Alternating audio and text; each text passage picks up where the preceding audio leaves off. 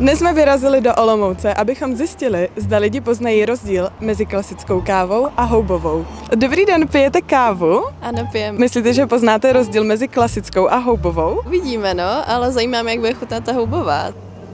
Tak co, myslíte si, že poznáte rozdíl? Houbová asi, za mě. Myslím, že je houbová. A která vám chutnala víc? Jako mě upřímně asi víc chutnala tady tahle. Jo, a tahle je houbová. Tak tohle to je nějaký shit. Ne? Že jo? Před náma utíkala. Dobrý den, mohla bych se vás zeptat, jestli pijete kávu? Teď zrovna ne. Ale jinak normálně pijete? Jestli byste zkusila, jestli poznáte rozdíl mezi houbovou kávou a klasickou kávou? Že nepoznám. Tohle je lepší. A to je právě ta houbová. Dala byste si klidně znovu? Jo, jasně. Super, tak my vám děkujeme, já vám ještě dám tady dáreček. Si něco vylosujte? Face. Tak my vám moc děkujeme, tak se mějte. A co vy? Myslíte si, že byste poznali rozdíl mezi klasickou a houbovou kávou? Právě jsme ji dosklenili v limitovaném množství na Renovality.cz.